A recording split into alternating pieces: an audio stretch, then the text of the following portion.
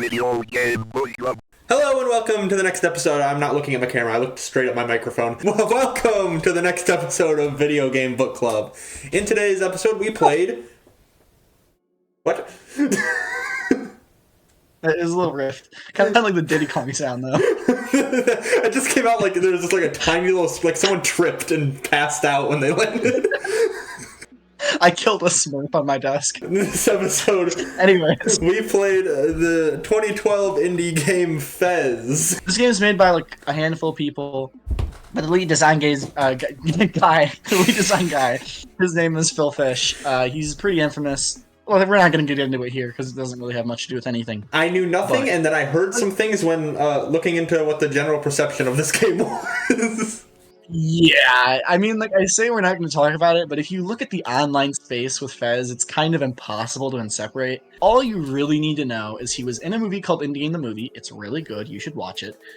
And this game's development was very long, disastrous, and resulted in him leaving the industry, but not really. So, long story short, the reason I bring all that up is because Indie Movie was my introduction to FEZ, like many, many years ago. So my expectations were pretty high, knowing this game was good enough to be in a movie, and it just kind of looks cool. My introduction to FEZ was also the Indie Game Movie. I played Super Meat Boy and The Binding of Isaac, and I love both of them, and Edmund McMillan, the creator of both, was prominently featured in the Indie Game Movie also, so I decided to watch the movie, and I saw the game FEZ, and it looked really cool.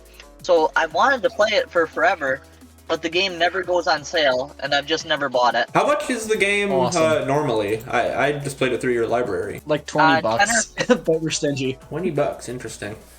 That will affect my review. Yeah. So my introduction to this game was Hunter said, I think we should play FEZ. And I said, okay. That's really all I have to say for introduction. I think this is a game that benefits from not talking about what it is.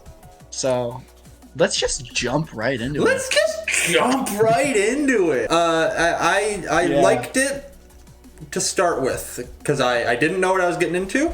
And it started 2D platformer. And I was like, okay, I'm down for a 2D platformer.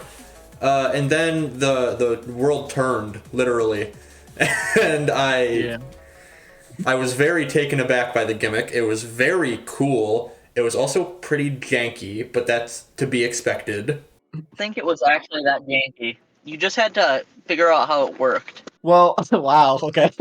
Well, actually, I will say, the thing with the rotation mechanic, despite how you have to use it every 5 seconds, I fundamentally did not understand it until I was at the end of my FEZ journey, let's say. It rotates on the axis of where you were last standing, so that's why it might have felt pretty inconsistent. My issue was, every time I used it midair, it was like I would teleport. I had no idea where I would end up. Yeah, I never knew either. I mean, I'm gonna just say up front, I 100%ed this game, and it still never felt like I knew what was gonna happen when I rotated.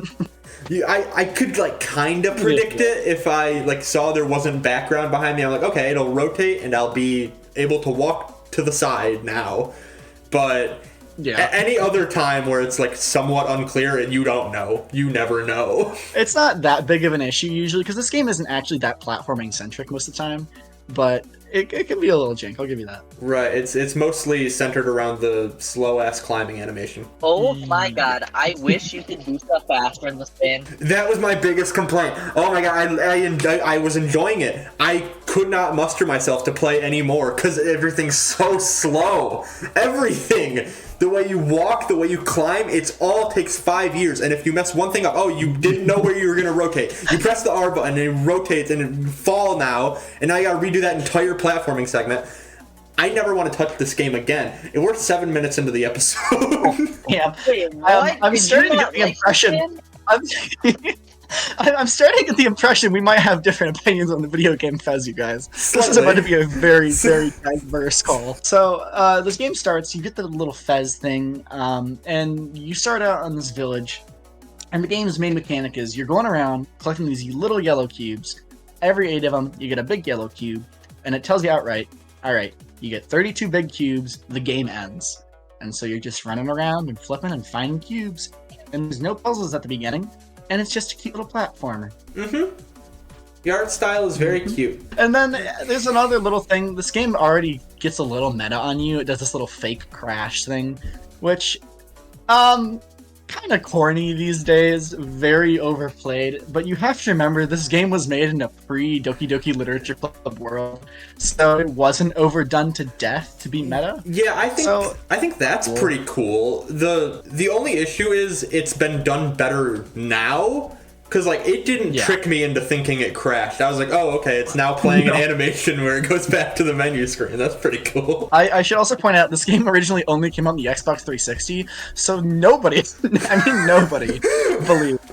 So it's more that it's an in-universe operating system, is more what it means. But it's neat. It's just a little thing this game does, like, maybe 2 or 3 times. So you go down to the bottom of the island, on that little bit below the vines, and you plug in your cube, and you're like, all right, what next? What's level 2?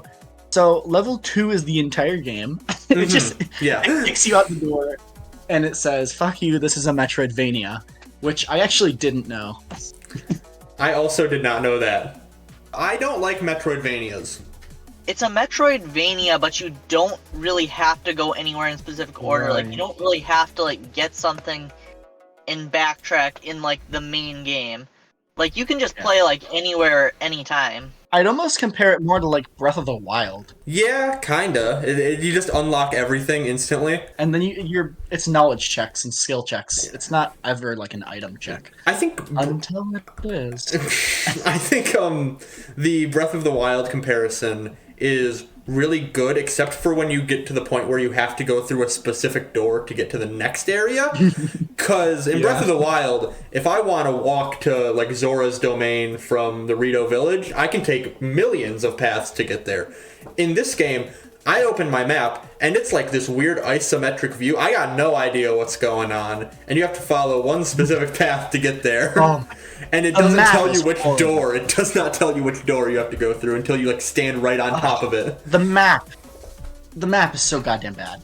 I actually didn't even realize you could move it until I beat the game. I'm serious. I realized I could move it instantly. It didn't help. It just disoriented me more. I kind of agree with that. That is the most janky thing in this game, I think, is the map. I think we should come out and say it now. Let's go in descending order. Wes, how much of this game did you play? I have done every single thing you can possibly do in FEZ, and I also understand how you are intended to get there. And I also know a little bit about this game's development. Right now, I have 32 cubes. I beat it with 24 of the yellow cubes and 8 of the anti-cubes, and I intend to go back and 100% the game. I played most of it. That's an important thing to say. I think I got to the point where you needed 32 cubes, and I had, like, low 20s, I think. And I was like, okay, I can do this. I don't like this, but I can do this. I got to, like, almost 30. I don't remember quite what number it was. It was like 29. And I was like, I don't think I can do this anymore. So I did external research for the rest. That's fair. I beat the game and I immediately dove back in the next day and 100%ed it because you want to switch up our format? Let's not give our full thoughts, but do you guys just want to, like, drop what we would give this game early so that we can establish how our perspectives may differ? Sure. I guess, Adam, I feel you're going to be the most shocking scorer, so I'll let you go last. All right, that's fair. Hunter, what would you give this game, Hunter? Yeah, I'm gonna sound pretentious. I'd give it a 9.5 out of 10. I think this game is, like, a masterpiece. I think this game is a work of art more so than almost any other video game that I've ever played before. It's so good, I just wish you could move faster sometimes. That is probably what's taking it down half a point, is you climb so slow. Whenever you have to pick up a block and throw it, you can never really easily place something if you need to. It's just got, like, a few, like, minor mechanics errors, but it is incredible. I would give this game a 9 or potentially a 9.5 on a really good day. I think the game design is absolutely, like, masterful. I really do think this is one of the best 2D platformers ever made. And honestly, one of the best indie games I've ever played. My issues with it stem from some really late game, very, very questionable design decisions, which we'll get into much later in this discussion. And an occasional little bit of jank. You have the box puzzles, which are very frustrating. Like, most of the time, if you understand the solution, this game will let you execute it very easily, but there are little blips where it feels a little rocky. But I would give the game about a 9 out of 10. Very good. I did not know where to go. I did not know how to get there. I did not know how to use the controls to maneuver once I got there. This game is a 6. And I would like to add, I'm actually happy I didn't beat it. Because I have a list of games, so I just call it my list. It's games that I have played but didn't beat, therefore, air quotes, my opinion is invalid. Because once I beat it, the fans will be mad at me because I'll give it a negative review. But if I don't like it and I just never beat it, they can just say, "Oh, you didn't beat it. Your opinion doesn't count." That is a great defense, because I'm telling you right now, I think this game has like a high 80s on Metacritic or something. I think it does too. IGN gave it a 9.5 out of 10. I'm IGN. The thing is, okay, this is such a tangent. I whenever I write a review of a game, I pretty much always match the IGN score to its T, and I don't know if that's a good thing. Like, even the worst ones, like I'm talking like Sonic Unleashed here. To be fair, I don't think the Sonic Unleashed number they gave was a problem. The issue was how they described it versus the footage they used. This is a Sonic Unleashed episode now. I will say, Sonic Unleashed is worse than FEZ, so I'll give it that. You know what? We can agree on that. Thank God. Hey, shake. You open up FEZ. FEZ opens up, right? It gives you all these different options. You know, there's some limit to it. Like, some doors will be locked being like 8 cubes, 16 cubes, etc. But on the whole, it just says, do what you want, go explore. And for me, the magic of this game is not the shifting. It's not the puzzles, you know, it's not the art style. This game is one of those, like, very rare games for me that recaptures that feeling of playing Breath of the Wild for the first time or Skyrim for the first time, where, like, you just go off in your own direction and it feels like it's never going to end. It feels like every door you go through has 5 more doors and each of those has 5 more. And it feels like, you know what it feels like? It feels like that one Mario 64 ROM hack. Do you know what I'm talking about? B3313. Basically, the premise is that every single like entrance in the world goes to like another version, and each one of those has its own version, and there's like 1,000 stars or something. It gives me that feeling of like a game that never ends, and like it feels like the way I travel through it is like very personalized. I love that feeling. It's like my favorite feeling in the game. Interesting. And it's so good. I feel you do not share the same opinion on that feeling, which is fine. Well, I 100% agree with you. The issue is, I don't like that. I get my enjoyment of like Breath of the Wild and my first time experiencing big 3D Mario games elsewhere. I agree with you. I just hated that I thought it was never gonna end. That was my favorite part.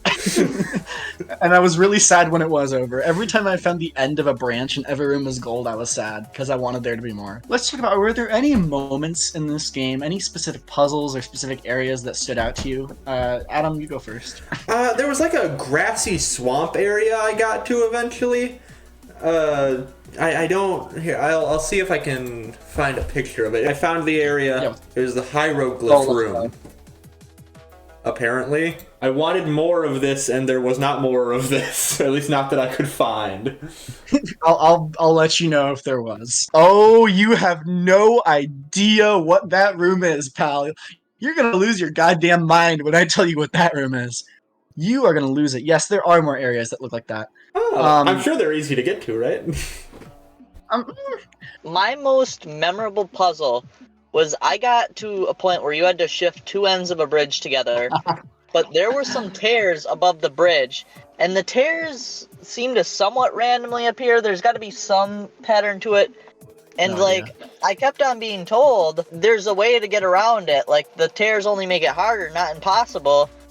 Turns out they actually did make it impossible, and once I left, they actually disappeared and made the puzzle possible again. So I spent probably 30 minutes trying to figure out an impossible, not even puzzle, just like bug or quirk. I don't even know. And that was the most frustrating part of the game for me by far, because I was told it's possible. You Who just would have told need you to that? do it. Yeah. I also thought the way that they teach you to do at least the one cipher where it's your actions with Are you talking about jumping Tetris left code? and right, shifting. I think the way they tell you how to do that thing is so ass backwards. Like, once you get it, you can solve a ton of puzzles for a ton of cubes, but it is nearly impossible to figure out on your own, in my opinion. So Adam, do you know about the Tetris codes? This is a late game Fez thing, so it's very likely that you didn't even know this is a thing. No. So the Tetris code, what this is on the walls of a classroom in this kind of, I don't know how you would describe it. It's got kind of like a rainy Tokyo-ish vibe to it. In that area, there's a classroom, and on the wall, on the whiteboard, there is one of those vertical Tetris line strips, and then the step 2 next to it shows how you can separate those lines in the Tetris blocks. And then if you flip those on their side, that you can see a code, which a T Tetris block means to press up, a square Tetris block means to jump, S means to rotate right, and Z means to rotate left. And by the way, it doesn't explain which input corresponds to each block, but they kind of look like the buttons. So those are all over the place, but they're way more in the post game, which we'll get to. There's a lot we'll get to in Fez. Real quick, before I divulge into the insanity that is Fez, I just want to talk about some smaller moments that I think are kind of interesting. There's a part on the game where you scan a QR code, and then it has a series of inputs, and then it gives you a cube, and I think it's kind of cool. That's it. That is pretty cool. There's a bunch of little meta puzzles like that. There's one, if you went into the list of achievements for this game, you would have noticed there's one called right, left, left, I think it is. If you put it in at any point in the game, it'll give you a free cube. And it is required for 100%. Just little stuff like that. It's so cool, man. Alright, I liked the QR code one, but I don't like that. I love that one. I don't know how that works on Switch, though. I assume they have some kind of built-in achievement system. Who knows? They just don't tell you. That's kind of a good bit. Did you guys see the Game Boy area? I did. No. Is it like, do the graphics change to Game Boy graphics, or what happens? Yeah, you might want to flash a picture up on screen. There's a sewer area where you go down a pipe Mario style. Oh yeah, I did see that. If you called it the sewer, I would have known that. I went down there, and again, another area that I could not find the next room for. You had to lower the water. I did lower the water. But, I still couldn't find it. Cool. Fun fact, there's also a Virtual Boy room in this game. Okay, I did think the Virtual for some Boy reason. room looked cool, but I did not think the Game Boy game looked good at all. His ass's favorite game is Mario Tennis on the Virtual Boy. Fun fact, it could be I Jack actually owned Mario Clash for the Virtual Boy at one time. It should be noted, he has never owned a Virtual Boy. I got it for 75 cents, and they thought it was a VTech game. I'm sorry, just quickly, when I looked up FEZ Game Boy area, one of the things that came up on Google was game FAQs, what's wrong with Phil Fish? Dude, I told you, you can't talk about Fez on the internet without mentioning Phil Fish. It's not physically possible. So, I'm just gonna drop some random crap now before we get to the post game. You know that second village you found where they all spoke a different language? Yeah. Apparently that's supposed to be the current village back in time or something, or some other area back in time, because you can see them building the QR code room, and later you can go there and it's the same QR but finished. I don't know the lore of that. I saw the unfinished QR code in that area. Yeah, so I don't know, man. It's kind of weird, but cool. And then there's some really neat puzzles with bombs. This is a random thing I liked. Fez freezes time when you shift, and I thought it was really creative how sometimes you'll have to actually freeze time by repeatedly shifting to solve certain puzzles. I think that's just really cool. It's just one of those things where they take such a basic mechanic and they keep finding new uses through the whole game. That's one thing I think Fez does really well. At first, with the bomb mechanic, I was aggressively confused by it, and I actually brute forced it and ran through areas that were bombed but would soon be replaced with blocks again. I was literally about to say the exact same thing. I did the exact same thing. And to get one of the cubes that was in the wall below the top area you get to when you're first using these bombs against large sections of the wall, to have myself fall and time my explosion of the bomb with the wall that was like right below it, because I did not know how the mechanic worked. Hunter, I'm But so you need happy. to figure. I'm so happy we're on the same wavelength. I did all of that too. But when it forces you to figure it out to get to the very top of the area. I never made it to the top. You might have missed every part of this game that's good, but also I don't know if you would have liked them anyways. Once you get all 32 cubes, you got to take it to the old style village, right? Mm-hmm.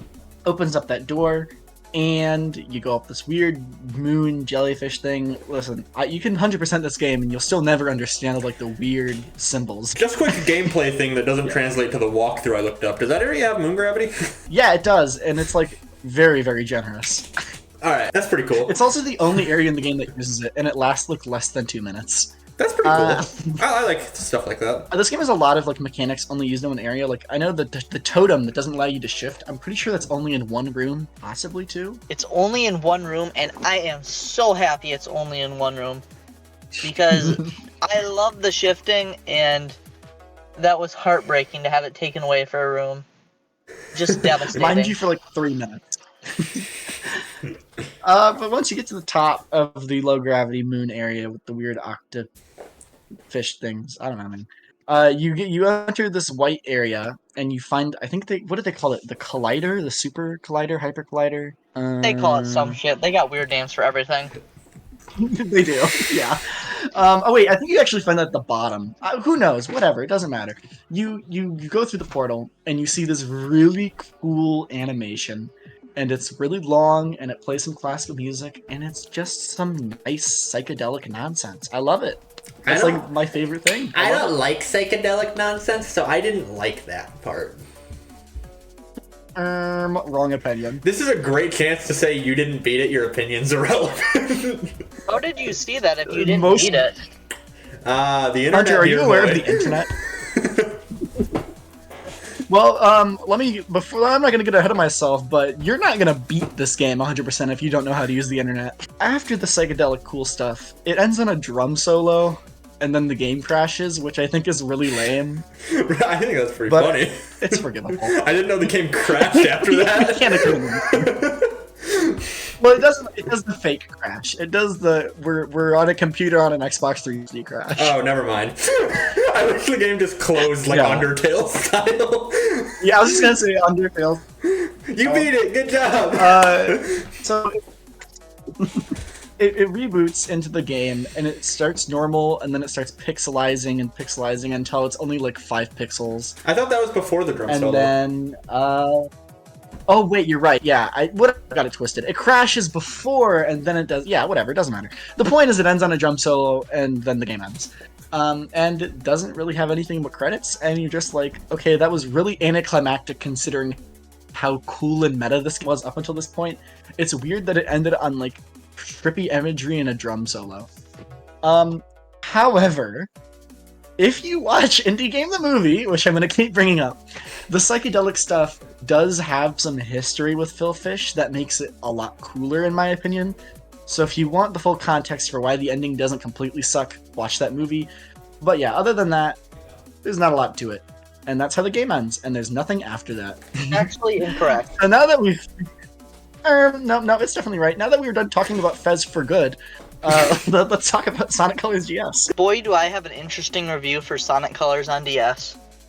This is actually the one I was very interested in. I want to hear what you have to say, Hunter. This is in my top 5 Sonic games. I'll say that right now. Wes, what did you give it, Wes? This game's fine. It's like a 7 or a 7.5. That's fine. 9. This game is peak.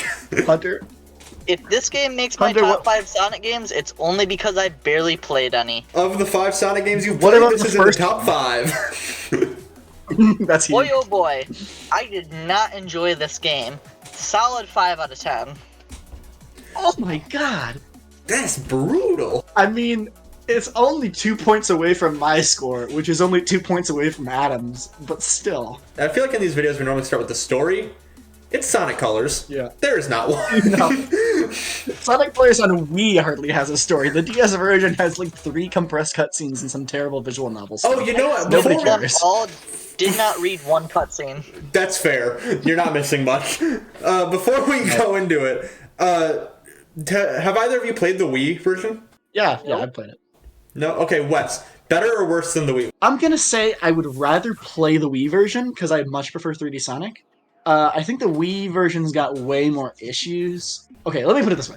For the 3D Sonic standard, I think the Wii version is worse comparatively. For the 2D Sonic standard, I think that Colors DS is pretty decent, but I just don't find it at all compelling. I think Colors Wii has higher highs and lower lows. Overall, I prefer the Wii version.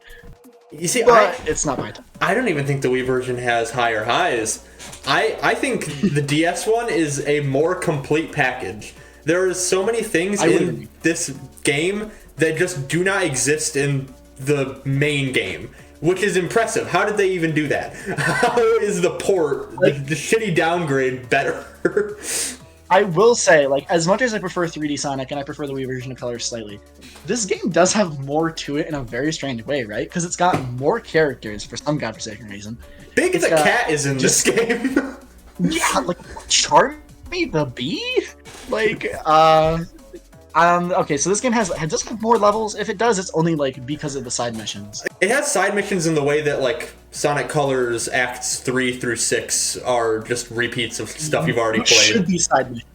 Yeah. I mean, listen, if I had to trim the fat in Colors Wii, I would, because goddamn, that is a fat game. Which is impressive, because Colors Wii feels like the result of trimming the fat and Unleashed. I know! The thing with Colors Wii is that, like, it has really good levels in it, but the game feels short and very padded. That's what's weird.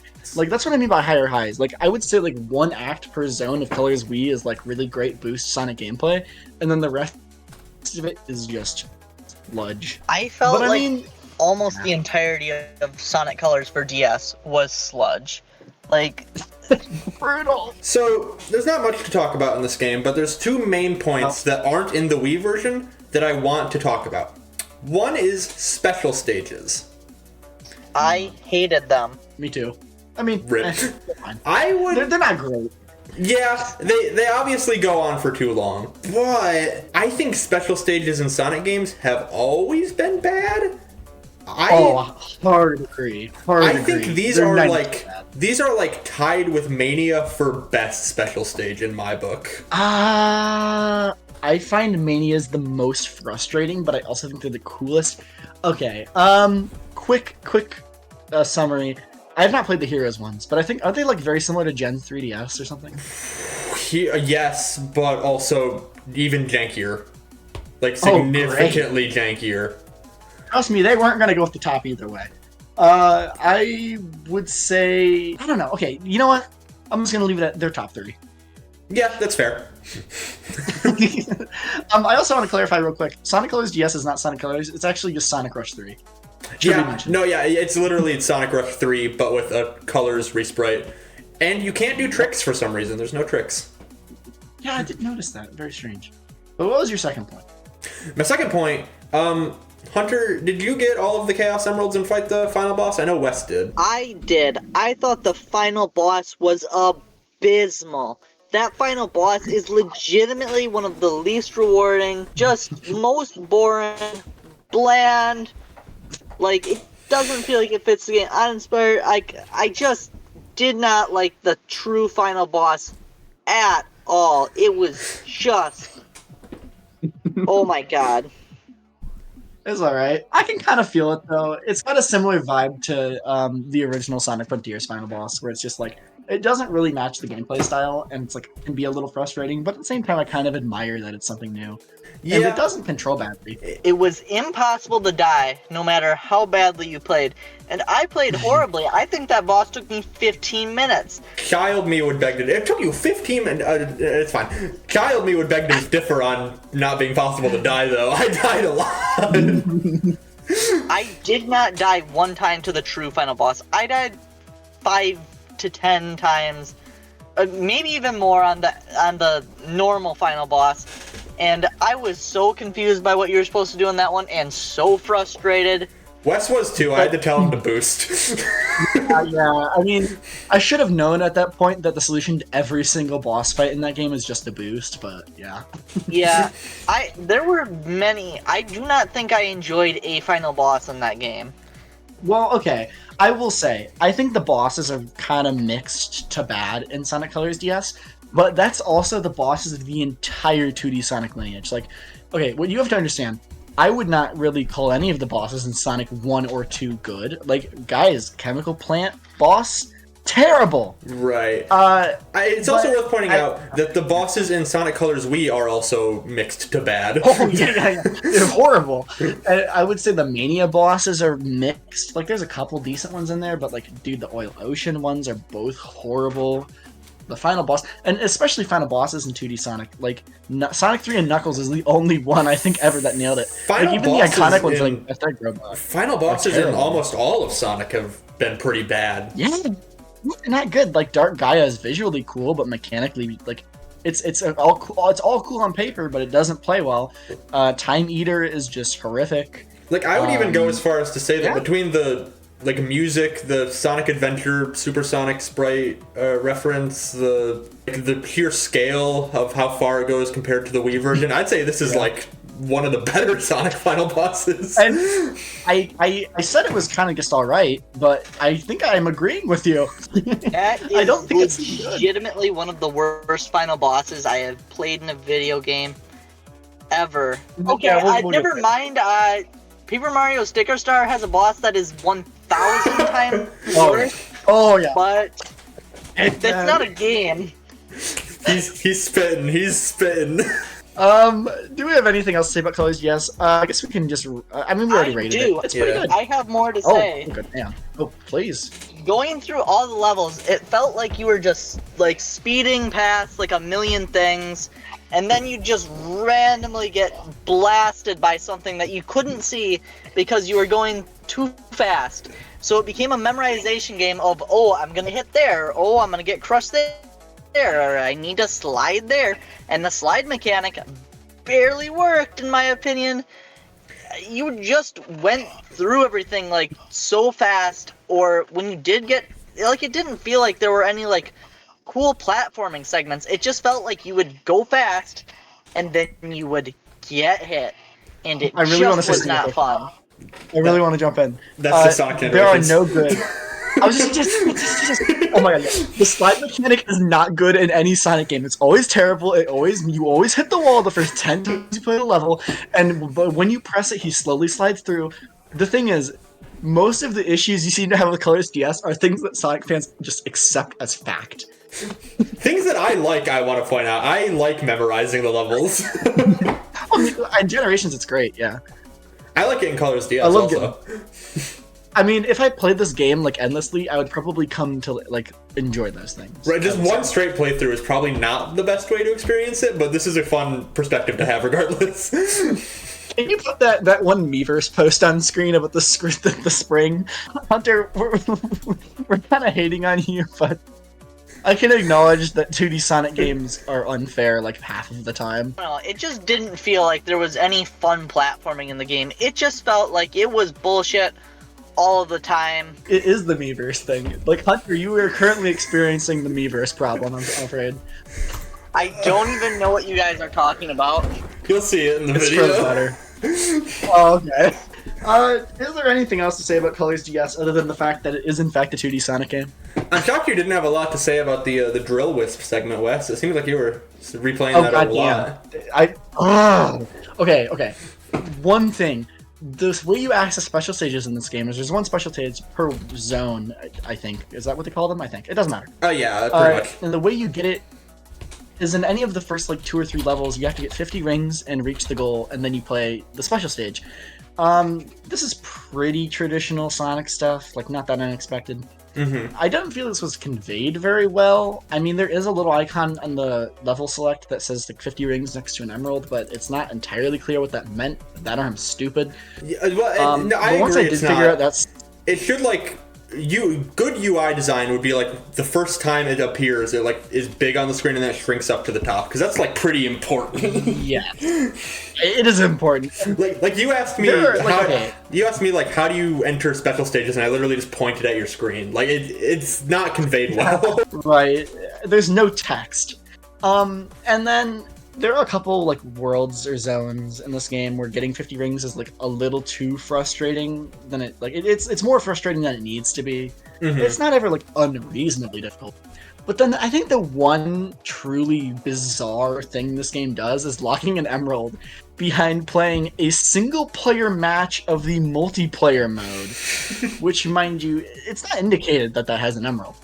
It's just you have to do it. And it's like, oh, but here's an emerald for your troubles. It indicates Yep, that it's somewhere in Gameland. It doesn't tell you where in Gameland. Gameland, again, is like a mini game, like side mode collection. Like, it's just... Right. It's not a big deal. You could probably... this game came out in, like, what, 2010? Any kid who was just having an issue could probably just Google it. Right, but...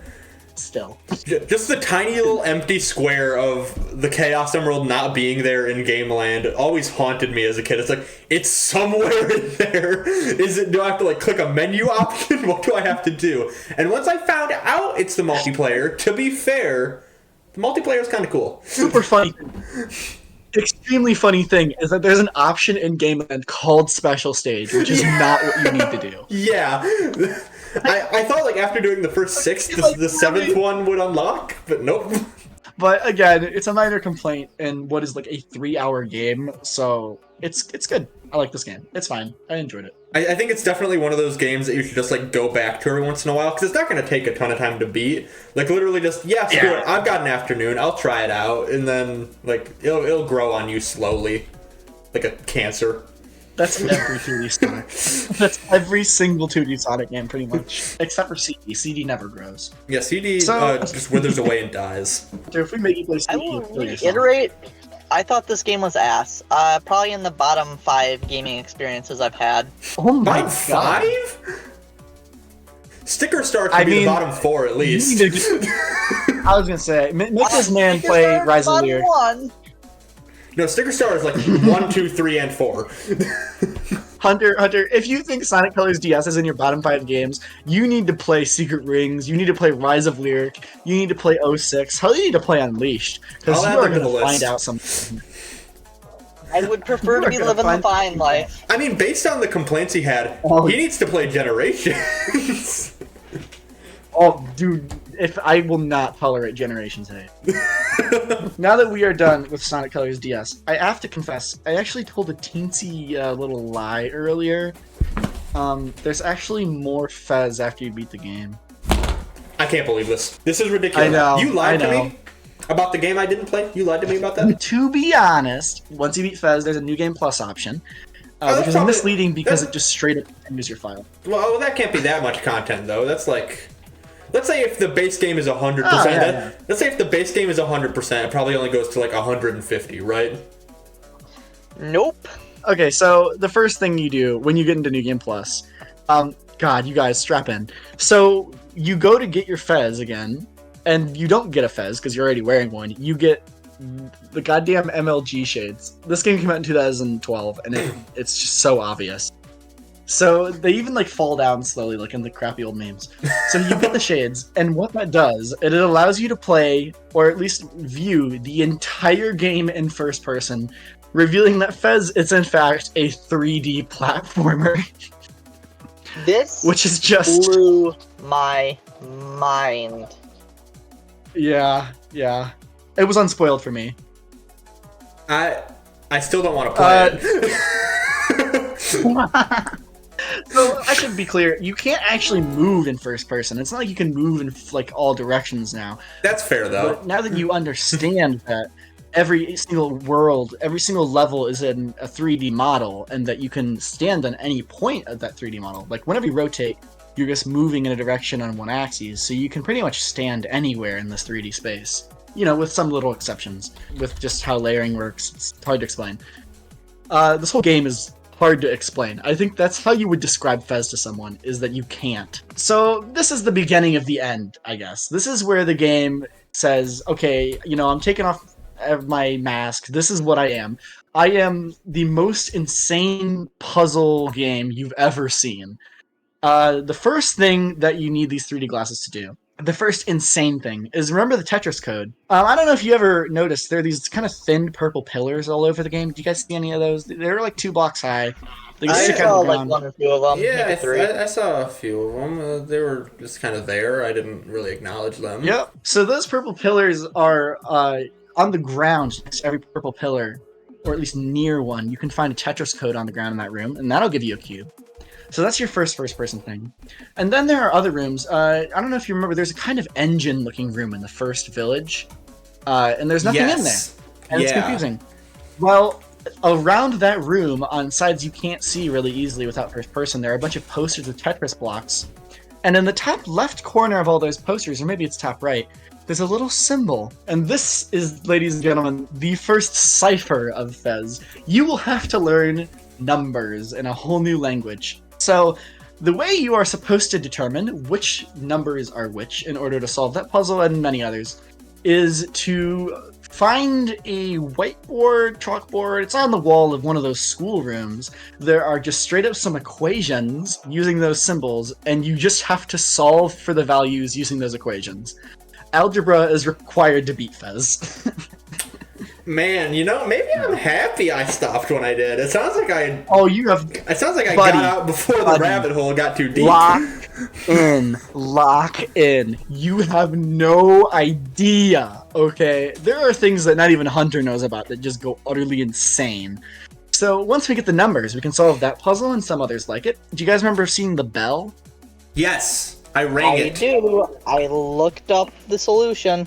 Oh, I didn't even know there was a puzzle assigned to it. I just stood there, rang it, and then left. Well, each of the sides of those bells has a symbol, which is actually a number. I think it's like 1376. It's one of those things. You are fucking kidding me. It is 13610. 13610. And you have to ring the bell on that side of that number from order from smallest to lowest. So, for example, you press the 1 side 1 time, then press the 3 side 3 times, and 7 times 7 times. And that's how you get that cube. That gives you an anti-cube. Anti-cubes are basically, at first when you play this game and just beat it, you'll maybe get like 5. You'll be like, oh, anti-cubes are like the harder puzzles. But in the 100% you will realize that the anti-cubes are in fact the sadistic puzzles.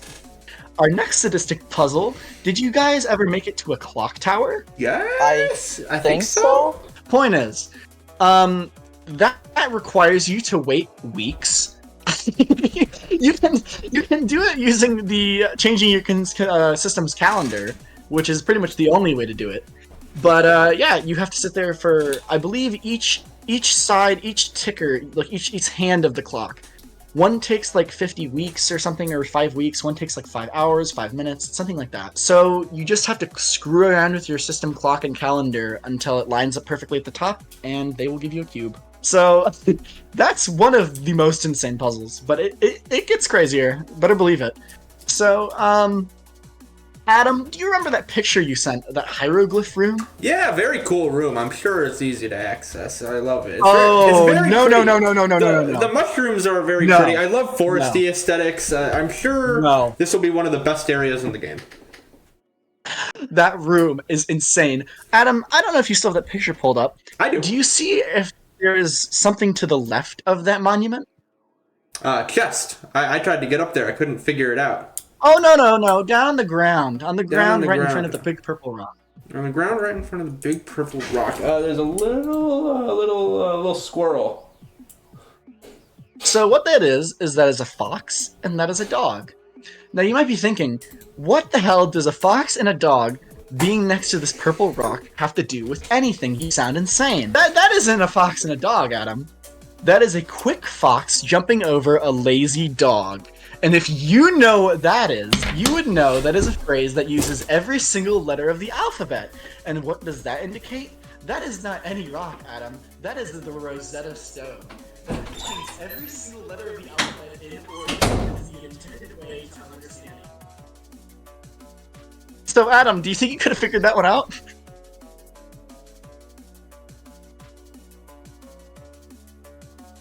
No, Wes. I could not have solved that, I don't think. Yeah, well, it actually gets worse, so don't worry. So once you know the alphabet, the alphabet is, I believe, only required for like 1 or 2 puzzles in the entire game. Well, I'm going to leave that for last. So that's what that room is. But otherwhere, that's not a word. Somewhere else, elsewhere. That's English. One of those. Elsewhere in that forest area. Yeah, one of No, those. stick with otherwhere. I like it better. Underwear in the forest. That's a Super Paper Mario reference. I have not played that game. Well, add it to the list. Yeah, hell yes. So one thing about this game is that it has a day and night cycle. You might have noticed, and you might be thinking, "Oh, it's just a little aesthetic thing." Nope. Yeah. Nope. That's required. So in several rooms of this game, completely random, arbitrary rooms, you'll notice that no matter what you do, it will never get that gold trim indicating you finished the room. You have to wait until night, and an owl will fly over to a random spot. You talk to the owl. It says something insane about like 16-bit gods. It just says rambles, and then the owl flies away. You need to do this in 4 different random spots, and then eventually, if you return to a random owl statue in the rainy area, it will unlock a new path to a cube, and like it's just a cube. So that's one thing. That's just a random puzzle that takes like several hours to figure out if you're doing it legit. You guys ever noticed how throughout this game it would give you a bunch of random like pieces of paper or maps that just had like a bunch of dots on them or like rectangles? I couldn't figure Never them out. looked at any of them. I looked at all of them. So you might have gotten one or multiple that just had like a bunch of tiny rectangles on them. Actually, you need 4, and they're only for one puzzle and one cube. What you need this for is you will eventually find a room that literally has like 100 doors, and and those tell you what doors to go in. However, you still will not know how to solve that puzzle. You could probably brute force it unless you know what the number system is, in which case you could see it's listed on the pieces of papers what order to enter door set. So, just more insanity that requires 80 different pieces of the puzzle. Yeah, I came to that there are thing, also... and I just I thought that had to be the most impossible puzzle in the game when I first saw it. It's not even up there. It doesn't even make my top 5. So eventually you'll get to a room, and it has a gigantic purple block with a riddle written in that strange script, and a ton of blocks. And those blocks all have one of those strange letters on them, and you can reorient them, and basically it's a password room. You can tell you have to position those blocks to spell out some phrase. I believe the rune says, "What's my name?" But there's another way you kind of learn the riddle.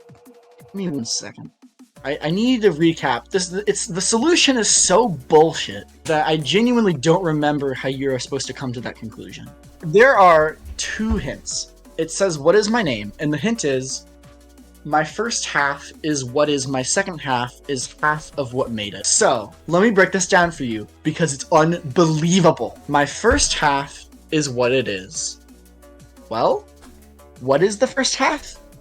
It's meta, because the question itself is meta. Yep. Now, my second half is half of what made it. What made this? Why, the creators of the game, of course. What is the name of the developer of FEZ? Polytron. And so the second half of the riddle is Tron. And so the correct answer to my first half is what it is, my second half is half of what made it, is Metatron. Yeah, that puzzle is ridiculous. I mean, I don't know how... For one, you'd have to know the entire alphabet to even read the hint, let alone get all the pieces of it, and then you have to solve that ridiculous riddle that doesn't even mean anything? I don't know, it sounds pretty base to me. I'd like to change my review score. This is the kind of puzzle... I would say this puzzle and one other... Actually, really it's just this puzzle is the only thing that really brings this game down from like a 9.5 to a 9 for me, because I think this one's so ridiculous that it's just kind of unreasonable. And then there are 3 other collectibles to find. These are the red cubes, and these are not easy to find and are utterly deranged. So, one of the red cubes is found looking through that telescope. I don't even remember what you do. It's some nonsense. Don't worry about it. The other red cube, I don't even remember where you find the other one. The point is, the third red cube is really what you should be focusing on. Because the third red cube, or whatever, the last cube that anyone is ever going to find, in fact, it's the last collectible you're ever going to find in this game, is the Black Monolith puzzle. Below that area, with the the area at the Pelicans and the big blue portal, it's one of the first rooms you go in. If you lower the water level and go down there, there's an area you gain access to. I'm pretty sure it's in that room. And inside, there is a little swirly pattern on the floor. You can only see this in first person. Now, if you remember, there's an item you might have found at some point. It's a map of a big swirl. I don't know if you got that one. You might not have. And you have to stand in the spot in 3D by like shifting around and moving on each axis to stand in the center of one of those swirls. And you have to input a code. The solution has never been found. Nobody has ever solved this puzzle. The only way we know how to get the final red cube is by brute forcing it. There are theories as to what could possibly get you to that conclusion, but none of them are well supported, and we still do not know what the intended method to solve this puzzle is. There is a puzzle in FEZ that nobody knows the answer to except for goddamn Phil Fish. Insanity. Insanity! Nobody makes video games like this. Now, I will say, the red cubes are not necessary to get the quote-unquote true ending. The only thing you really need to get the true ending is all 64 cubes. That's all 32 golden cubes and all 32 anti-cubes. The only thing that the red cubes do is I think they might increase your completion percentage, and if you go to that lone island and lower the water level, and you put in all 64 cubes, it makes a little heart. Point is, at the end of this absolutely insane journey of impossible puzzles, ciphers, endless roads, owls that only appear at night, and puzzles that have quite literally never been solved, the true ending is extremely similar to the normal one. Really, the only difference is that instead of pixelizing into the absolutely insane, visual epileptic nightmare, it zooms out, and it keeps zooming out, and it keeps zooming out, and it keeps zooming out. And it just shows how big the universe of FEZ is, and it's really, really cool. And then eventually, it just stops and the credits roll again. And that is every single thing you can do in FEZ.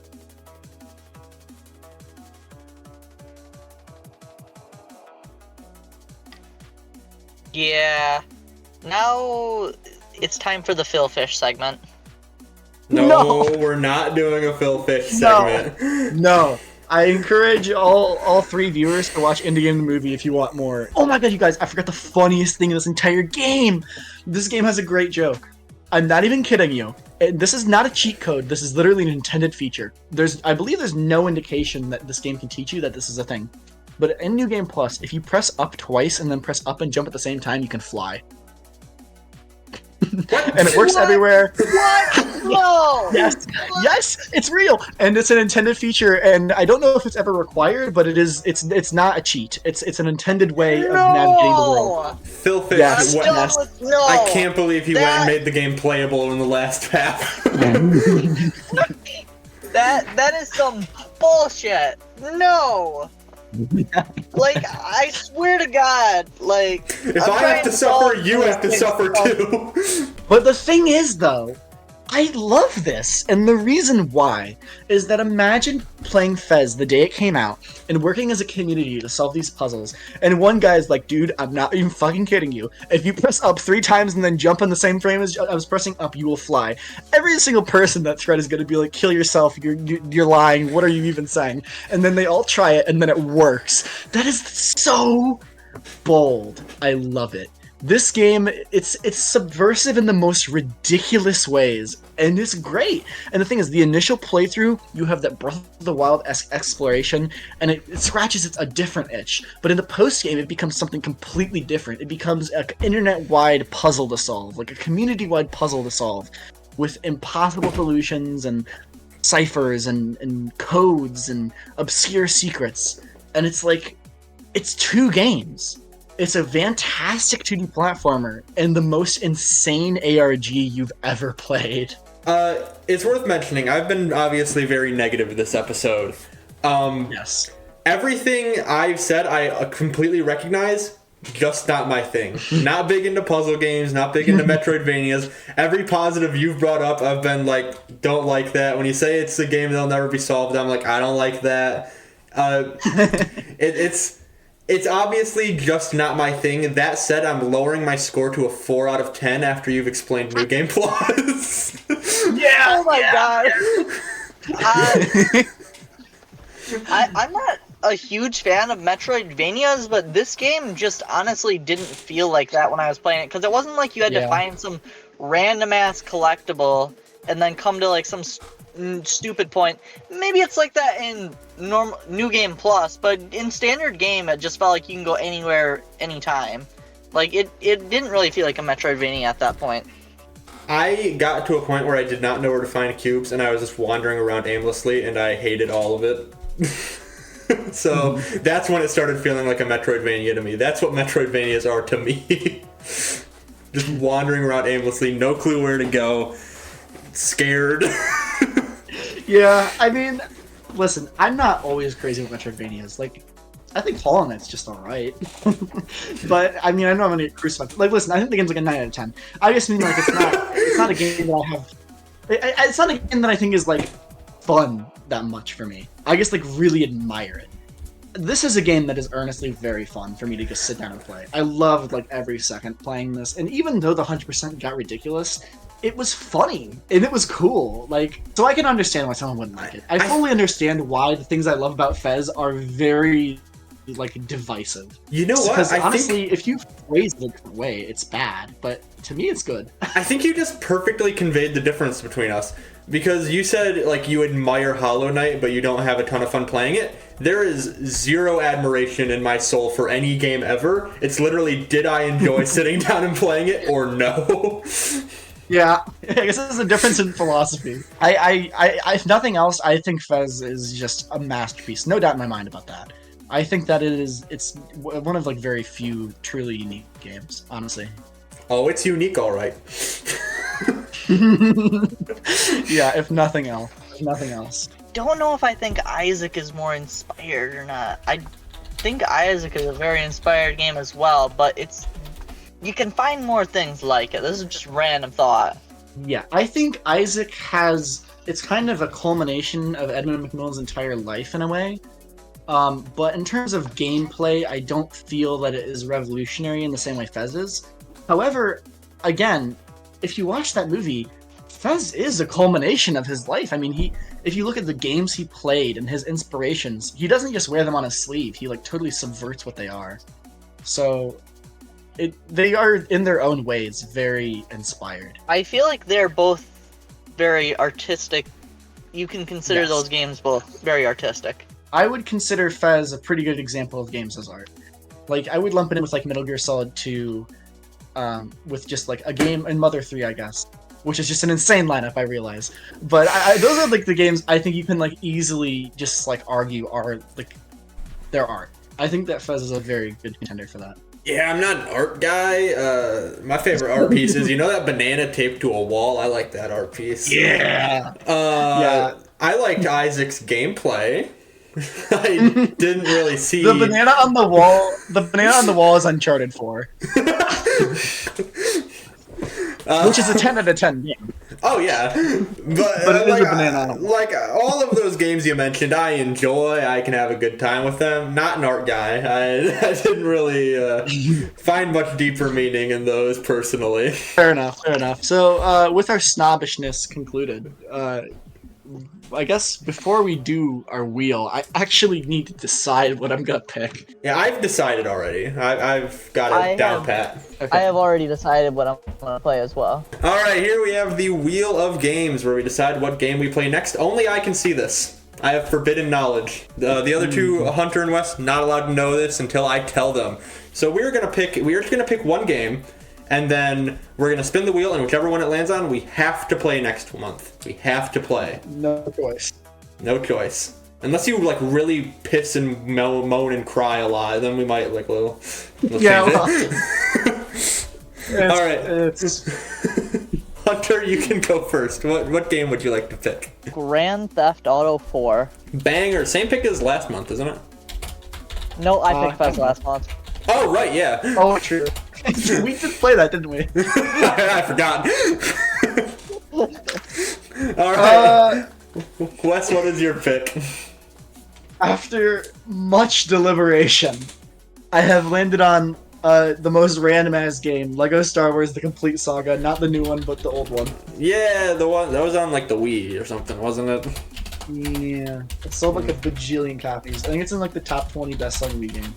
Really? Dude, my ass had Lego Indiana Jones. I did not play Star Wars. It is the 19th best-selling Wii game with about 5.5 million copies. Okay, continue. Damn! What? That's crazy.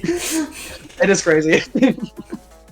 Alright, my pick, an absolute classic. I've already tried playing this on my channel. I damn near ended it all.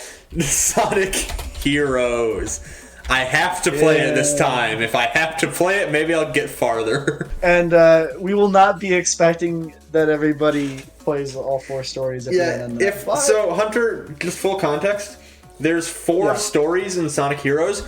All 4 of them are borderline exactly the same, and you have to play all 4 of them to get this true ending. You don't have to do that if you don't want to. You can just play one. We're not expecting that. Thank you very much. I will not be doing that. Fair. Yeah, did not think so. I want to reiterate, Hunter and Wes cannot see this. I will know before them. Let's spin the wheel. Dun dun dun dun.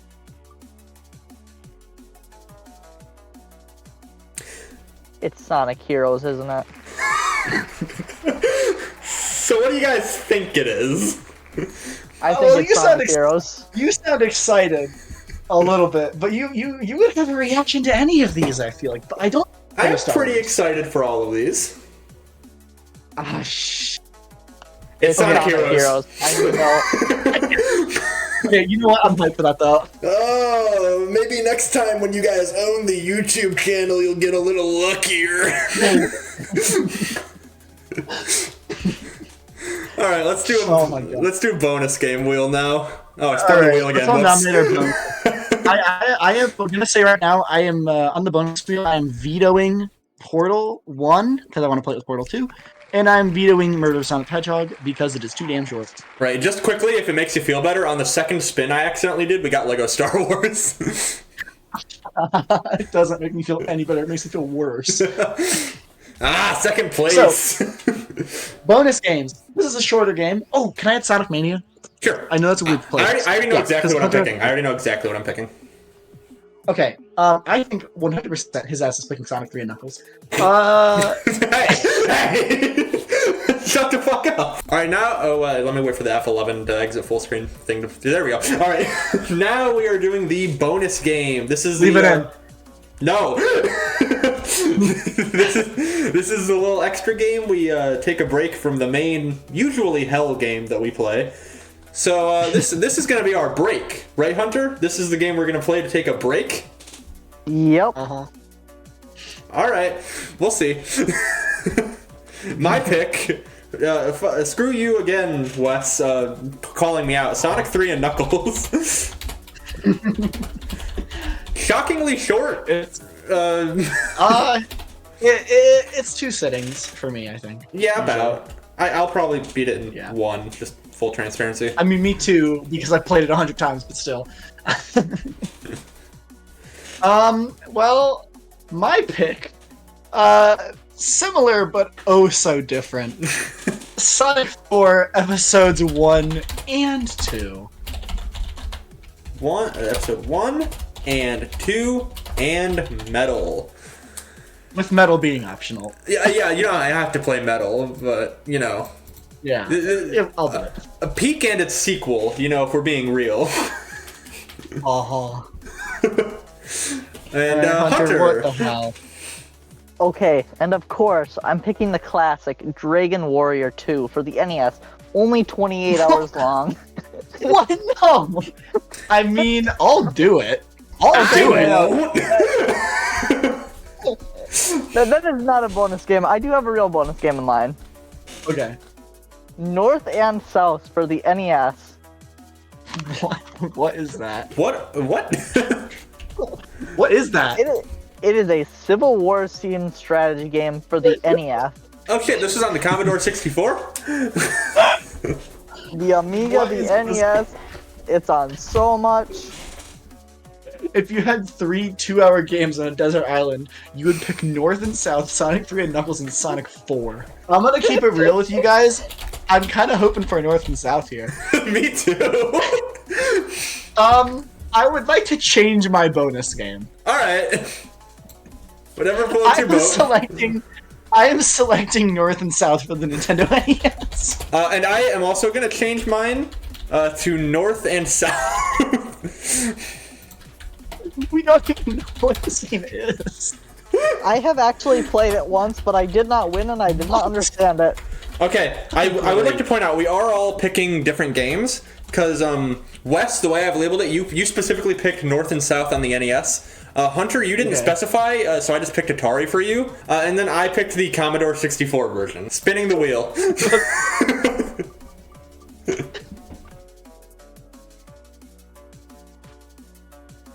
It's the Commodore 64 version. Adam with a weighted wheel.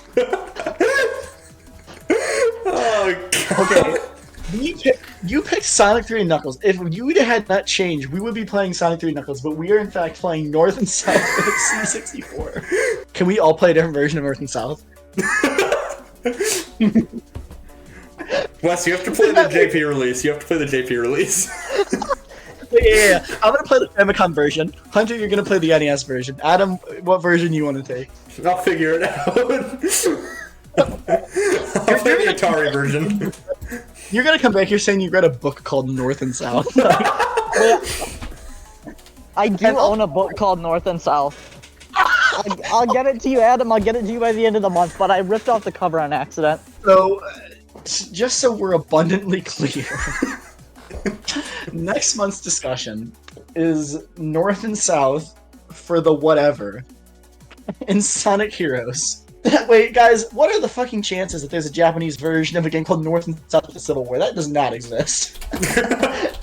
Do we want to end the video on something specific? Like a bit? No.